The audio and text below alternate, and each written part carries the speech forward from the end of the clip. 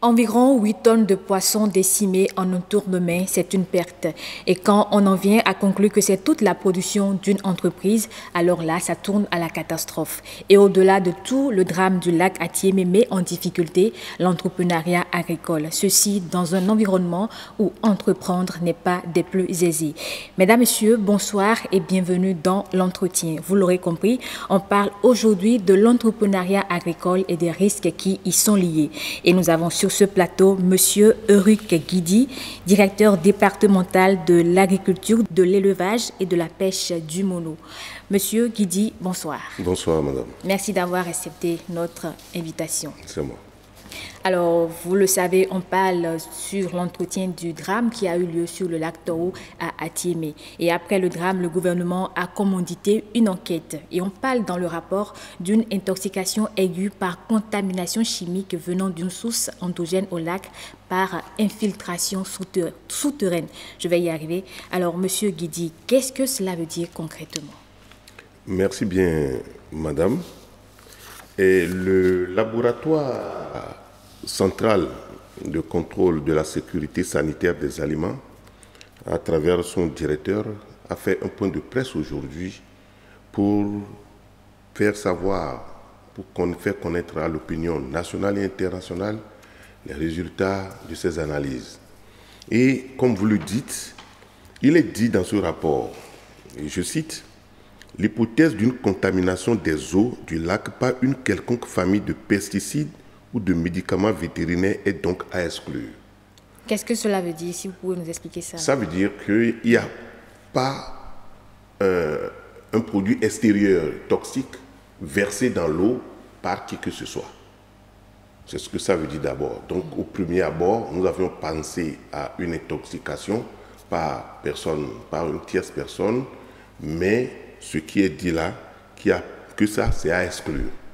Maintenant, au regard du degré du phénomène mort massive, on pourrait penser à une intoxication aiguë par contamination chimique venant d'une source endogène au lac par infiltration souterraine. Ça veut dire quoi? Ça veut dire en clair qu'il peut s'agir d'une réaction interne au lac. Par exemple, quelqu'un nous avait dit s'il n'y avait pas une éruption. Et comme l'a dit le directeur, nous sommes dans la dépression de la lama. Il peut y avoir une réaction de gens qui est infiltré, qui est parti de l'intérieur. D'ailleurs, le jour où le phénomène s'est produit, l'eau était chaude. Ok. L'eau était chaude. Quand les poissons se débattaient, c'est tout comme si quelque chose les brûlait. Et ils se sont débattus et ils sont morts dedans. Alors, on va revenir un peu sur les faits. Vous avez parlé tout à l'heure de l'eau qui était chaude le jour où les poissons étaient morts. Alors, qu'est-ce qui s'est réellement passé? Voilà. C'est le vendredi que les pêcheurs ont déjà commencé par constater que l'eau a changé de couleur. Okay. Nous avons été alertés le samedi. Aussitôt, nous nous sommes rendus sur les lieux et les poissons ont commencé par mourir vers 15 heures. Et rapidement, nous avons pris le soin de faire passer un communiqué parce qu'il s'agit là de la santé humaine. Parce que les pêcheurs étaient sur l'eau, ils pêchaient les poissons qui étaient morts. Donc nous avons pris un communiqué radio pour demander la non-consommation de ces poissons.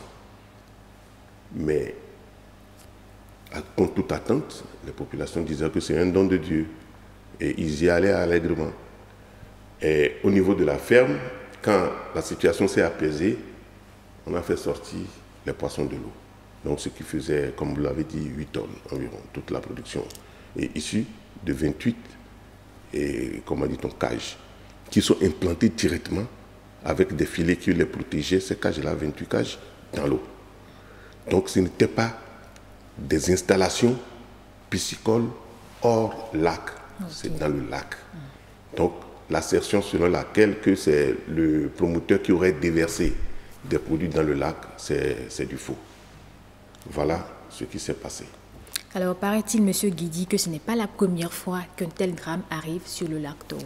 Est-ce que vous confirmez cela? Bon, confirmer, moi je suis un scientifique et je n'ai pas vécu à cette époque-là dont parlent les gens, mais il paraît que des fois un grand front souffle dans la zone Et cela étouffe les poissons jusqu'à la mort. Moi, je n'ai jamais appris ça, par exemple, sur le lac Aimé, mais là, sur le lac Tao, qui est à Kmenou, dans la commune d'Atiémé, et paraît-il que cela se passait. Moi, je ne peux pas confirmer cela, parce que ce n'est pas d'une source. Je peux confirmer et dire ce que je viens de lire, ce que le laboratoire central a dit. Moi, je peux me baser sur ça. Voilà, madame. Alors, vous serez d'accord avec moi pour dire que ce drame de lac Toro met quelque peu en cause la question de l'entrepreneuriat agricole. Est-ce que suite à cela, on peut déduire que l'entrepreneuriat agricole est en péril chez nous au Bénin? Non, dire que l'entrepreneuriat est en péril, c'est aller trop loin. Okay. Mais nous pouvons dire que pour entreprendre, il faut prendre des dispositions. En tant qu'entrepreneur, je dois dire que tout peut arriver dans mon exploitation. Je dois donc m'assurer sur toutes les spéculations, que ce soit la pisciculture ou l'aquaculture d'une façon générale, l'élevage et la culture, nous devons assurer. Par exemple, vous avez un grand domaine, un grand hectare, 5 hectares de palmiers ou bien de maïs. Et la saison sèche, il y a de l'herbe à côté. Un kidam met le feu, s'en prend la plantation. Et ça décime toute... Ça décime toute votre plantation. Toute la plantation. Oui, qu'est-ce que vous pouvez faire? Or, c'est l'assurance qui peut vous sauver. C'est pourquoi nous exhortons tous. Les entrepreneurs doivent aller dans ce sens-là. En montant leur projet, ils doivent déjà se rapprocher des assureurs. Voilà ce que je veux faire. Comment je peux m'assurer et combien ça va me coûter, et inclure ça dans le coût du projet. Et justement, est-ce que l'aspect assurance des activités que les entrepreneurs agricoles mènent, est-ce que cet aspect est inclus dans les formations que nous livrons aujourd'hui à la jeunesse en quête d'entrepreneuriat agricole? Bon, là, c'est les centres de formation qui doivent prendre cette question-là et, comment dit-on, au sérieux. Et nous sommes là aussi pour les accompagner, pour donner les conseils. Et je dirais plutôt, est-ce que les banques, parce que le financement de l'agriculture, c'est un peu difficile, c'est délicat à cause des risques. Je pense qu'en prenant de l'assurance, les promoteurs, les entrepreneurs vont convaincre les banques. Vous voyez, c'est un tout. Donc il faut que les... C'est une chaîne. C'est une chaîne. Il faut que... C'est tout comme quand tu veux faire la visite technique, tu dois prendre l'assurance. Pour que... Et ça, c'est en ce qui concerne la voiture? Oh, voilà. Donc, en ce qui concerne une entreprise agricole, il faut prendre l'assurance. Et aujourd'hui, on a des assureurs qui s'en occupent. Et pour le financement, on a le Fonds national de développement agricole aujourd'hui. Donc, tout y est pour que les entrepreneurs, que je le dis, l'entrepreneuriat agricole n'est pas en péril. Au contraire, a de beaux jours devant lui. Puisque le secteur agricole est un secteur primordial pour le gouvernement et le président de la République dans sa vision, veut investir massivement, le gouvernement veut investir massivement dans l'agriculture, ce qui doit encourager les jeunes entrepreneurs à s'y mettre. Alors, on va continuer avec la question de l'assurance. Vous dites qu'avoir une assurance peut amener les banques à accorder les prêts parce que ça les met, elles, en retour en assurance. Oui. Et est-ce que les maisons d'assurance proposent ces services-là? Mais c'est ça. On a des maisons, je ne veux pas citer de noms ici. Non, c'est mieux. On ne cite pas de noms. Je ne veux pas citer des noms, mais il y a des maisons d'assurance qui s'occupent de ce secteur, qui assurent le secteur agricole. Donc, ils n'ont qu'à chercher.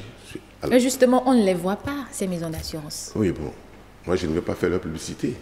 Ils n'ont qu'à... J'en ai assez fait déjà pour elles. Donc, ces maisons d'assurance n'ont qu'à se faire connaître, communiquer. Voilà. Ils n'ont qu'à communiquer. Ils n'ont qu'à communiquer pour qu'on les connaisse, pour que les gens viennent vers eux. Parce que l'assurance concerne nous-mêmes les hommes. Nous nous déplaçons, nous devons nous assurer. Ok. Alors, la question qui me vient tout de suite à l'esprit, oui. On a eu l'exemple du lac Toro, enfin, un exemple de pisciculture qui est parti en fumée. Oui. Est-ce que tous les secteurs de l'entrepreneuriat agricole sont autant à risque? Oui, madame. Je prends par exemple l'élevage.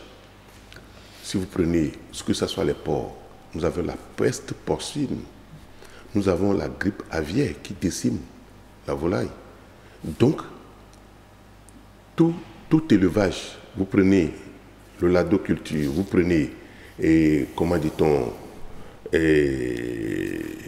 tout ce qui est élevage, il y a de risques. C'est pourquoi la dernière fois, il y a un programme qui a vacciné, qui a organisé une campagne de vaccination gratuite pour les ovins, les caprins et les volailles. Donc, tous les secteurs sont à risque puisque il y a des maladies qui viennent, qui contaminent comment dit-on, le troupeau, les bêtes. Donc, il faut prendre les dispositions. Alors, on va revenir un peu sur ce jeune entrepreneur qui a perdu toute sa production. Alors, à votre niveau, sinon au niveau du gouvernement, des autorités locales, est-ce qu'il y a un accompagnement pour l'aider à se relever? Parce que perdre toute sa production, c'est pas facile. Oui. D'abord, il y a l'accompagnement moral. Le ministre de l'Agriculture, de l'Élevage et de la Pêche s'est déplacé avec tout son cabinet pour aller constater et remonter le moral aux jeunes entrepreneurs. Les cadres de la localité aussi se sont déplacés pour aller le voir parce qu'il peut se décourager, abandonner, alors qu'il utilise la main-d'œuvre agricole des jeunes sur la ferme. Et à cet effet également, je pense que les autorités à divers niveaux ne vont pas rester insensibles au phénomène qui s'est produit et verront dans quelle mesure le soulager probablement. Alors pour ce jeune-là, est-ce qu'il faut continuer à exploiter le lac Toro? Oui, rien ne peut l'empêcher, puisque c'est un pan du lac qui lui a été offert. Donc, l'on l'a autorisé à le faire une partie qu'il a aménagée. Ce phénomène passé, les activités, parce qu'il y a un arrêté préfectoral qui interdit les activités sur le lac pour le moment. Quand, au vu des résultats des analyses, qui vont se poursuivre d'ailleurs, comme l'a dit le directeur du laboratoire central, et cet arrêté demeure en vigueur jusqu'à nouvel ordre. Donc ça sera levé dès que la nécessité va se faire sentir. Là, il peut reprendre ses activités. Mais nous avons sorti les filets de l'eau déjà. Ces filets-là ne sont plus à utiliser. Il peut chercher d'autres filets et continuer son élevage. Et malgré cette disposition-là, est-ce qu'il n'y a pas risque que ce phénomène arrive encore un autre jour? C'est pourquoi, comme dans son point de presse aujourd'hui, il sera rejoint nos dispositions sur le terrain, c'est mettre en place des équipes de surveillance. Des équipes de surveillance, des comités de veille, continuer la sensibilisation pour que, en cas de surveillance de tel phénomène, dès que les gens constatent, les villageois constatent que l'eau change de couleur, avertir les structures compétentes pour que les dispositions soient prises le plus tôt rapide. Voilà. Donc, je pense que c'est une leçon et qu'à l'avenir, déjà, ces comités de veille doivent être installés au niveau de tous les plans d'eau, sur le plan national. Et si nous voulons prévenir, il faut que des comités de veille, si ce n'est pas arrivé aujourd'hui, pas au niveau d'un lac donné, ça ne veut pas dire que ça ne peut pas arriver demain. Donc il faut qu'on soit vigilant à tous les niveaux. Alors, est-ce que vous, à votre niveau, vous avez des conseils avisés à donner à ces jeunes qui aujourd'hui sont déjà dans l'entrepreneuriat, sans assurance, je le rappelle, et ceux-là qui veulent entreprendre?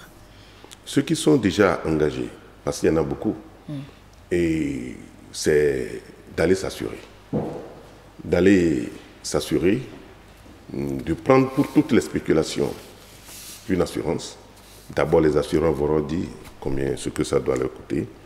Et ceux qui veulent s'y engager, comme je l'ai dit, n'ont qu'à inclure les assurances dans leurs coûts, comme dans les coûts du projet. Et comme nous mettons, quand on monte ces projets-là, il y a la partie coût de montage, coût du dossier, ils n'ont qu'à, dans les rubriques-là, prévoir l'assurance. C'est convaincant, c'est crédible. Et cela peut convaincre ceux qui veulent les accompagner à s'engager. Et quelle est la démarche à faire pour assurer son activité? Est-ce que c'est tout au début de l'activité ou bien c'est, enfin, quand on a déjà amorcé, ou bien c'est totalement quand on a décidé de ce qu'on doit faire qu'on va s'assurer de son activité? Moi, je préfère d'abord assurer l'entreprise. Il y a l'assurance générale que vous pouvez prendre d'abord. Les assureurs vont mieux expliquer après. Et ensuite, prendre par spéculation, je pense que cela peut se faire. Mais je pense que les maisons d'assurance sont mieux placées pour le faire. Nous avons pris les dispositions par rapport aux poissons qui sont morts. Vous allez me demander qu'est-ce que nous en avons fait. Quelles sont les dispositions qui ont été prises? Nous les avons incinérés avec les services habilités, par exemple l'Agence nationale de protection civile. Et nous avons tout incinéré en dehors du site. Ce n'est pas sur le site. Nous l'avons incinéré à près de 800 mètres du site et en un lieu bien sécurisé. Et donc ça dit que ça ne risque pas de contaminer le plan d'eau, non. Même l'endroit où vous avez incinéré ces poissons, il n'y a aucun risque? Il n'y a pas de risque. Il n'y a pas de risque environnemental. Tout est assuré, tout est sous contrôle, comme on le dit. Alors, au niveau du gouvernement, est-ce qu'il y a des formations, sinon des séminaires qui sont envisagés pour, je vais dire, parer à toute éventualité? Là, je ne suis pas dans le secret des gouvernants. Moi, je suis un directeur technique, départemental donc. Et vu la situation, si les décideurs se réunissent et prennent une disposition, nous allons l'appliquer sur le terrain. Vous êtes autorité départementale. Oui. Et est-ce qu'il faut nécessairement attendre que le gouvernement, au niveau général, je vais dire, prenne les dispositions? Vous, à votre niveau, est-ce que vous ne pouvez pas initier de ces genres de séances dans votre département? Ah oui, nous faisons des propositions. Nous visitons, ça nous allons vous le dire, tous les entrepreneurs.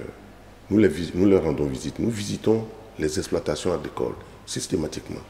Et je lance ici, c'est nous qui enregistrons les directions départementales qui donnons les cutis pour les actions coopératives. Les coopératives sont enregistrées chez nous. Mais dorénavant, comme nous sommes à cette coordination, nous devons connaître tous les exploitants agricoles dans le département. C'est d'abord une première démarche. Et nous avons entrepris déjà depuis 2 mois la visite de ces opérateurs et de ces exploitants agricoles. Et avec eux, nous avons commencé déjà par discuter des mesures, comment dit-on, de sécurité. Voilà. Donc, nous allons faire des propositions au sommet. Et à la vue de ces propositions, le sommet peut nous donner des directives. Est-ce qu'il y a une proposition que vous avez déjà faite? La proposition, c'est par exemple les comités de surveillance au niveau de tout le pays. C'est une première proposition. Donc il faut que les comités de veille soient mis en place, même si ce n'est pas seulement dans le Mono, mais au niveau de tout le pays, parce que nous avons assez de lacs, assez de cours d'eau, assez de laguines. Il faut que les dispositions soient prises pour que ces comités de veille-là soient installés et que dès qu'il y a quelque chose, que nous soyons avertis à tous les niveaux. Alors, visiblement, Monsieur Guidi, vous nous rassurez, vous dites que l'entrepreneuriat agricole n'est pas du tout en péril chez nous au Bénin, que c'est encore possible. Et jusque-là, on a parlé des situations qui peuvent décourager les jeunes entrepreneurs. Et je voulais qu'on parle aujourd'hui, pas aujourd'hui, maintenant, des conditions favorables à l'entrepreneuriat agricole chez nous au Bénin. Vous savez, il y a assez de structures. Vous avez le FNPEJ, par exemple. Ça, c'est un portail pour les jeunes, pour se faire accompagner. Il y a le FNPEJ, il y a d'autres projets, ces programmes. Au niveau du ministère de l'Agriculture, qui encadre les jeunes, qui les font former du moins dans des centres adaptés pour qu'ils puissent s'installer. Donc voilà, autant de possibilités pour ces jeunes-là de s'investir dans l'entrepreneuriat agricole. Alors, dès que le drame a eu lieu sur le lac Toro, il y a eu des idées reçues. On a même dit sur les réseaux sociaux que le jeune entrepreneur aurait, entre griffes des ennemis qui n'auraient pas voulu que son activité prospère. Qu'est-ce que vous en dites? Bon, avec ce que le laboratoire a dit, Donc, le Béninois trouve toujours quelqu'un à ses problèmes. Vous voyez, par exemple, on a dit ne mangez pas le poisson. On ne sait pas ce qui s'est passé. Les gens disent c'est un don de Dieu, nous avons mangé, nous ne sommes pas morts. Mais c'est aujourd'hui que vous n'êtes pas morts. Dans 2-3 ans, si quelque chose vous arrive, vous mourrez de cancer ou bien de quelque chose, vous ne saurez pas que c'est ça. Vous allez dire que c'est une tante à la maison, c'est un oncle qui vous a envoûté. Le Béninois ne trouve pas, ne se reconnaît pas coupable. Il trouve un coupable à son problème.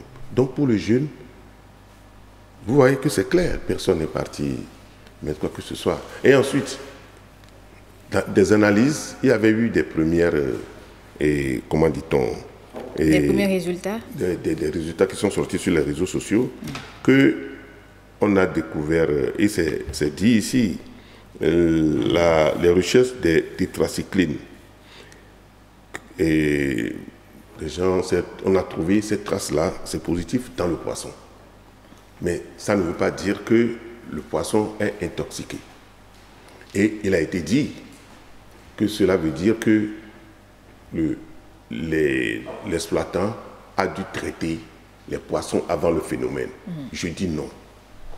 L'exploitant n'a pas eu le temps, il n'était même pas sur place quand le phénomène se produisait. Il était au Togo.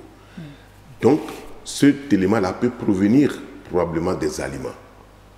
Donc, s'il y a une analyse à faire secondaire pour déterminer ça, il faut aller chercher, prélever l'alimentation et ce produit, l'aliment qu'on donne aux poissons, pour voir si c'est là. Mais il n'y a aucun poison dans les poissons de la ferme. Alors, pour finir, ça sera la dernière question. En quelques mots, oui. Un jeune entrepreneur qui décide de s'engager aujourd'hui dans n'importe quelle activité agricole, oui. Quelle est la démarche à suivre? Il n'a qu'à d'abord se faire former. On a des centres de formation aujourd'hui. Je ne veux pas citer un nom, sinon je fais propagande. Il faut se former d'abord pour avoir la main. Il ne faut pas se lever et faire comme nos parents faisaient. Aujourd'hui, le monde a évolué. Aujourd'hui, le gouvernement parle de mécanisation. Il prend des dispositions dans ce sens. Et des aménagements pour qu'il y ait de l'eau. L'agriculture, c'est l'eau. Et ensuite, il faut mécaniser les exploitations. Donc, il n'a qu'à se former. Le jeune n'a qu'à se former. Il se forme.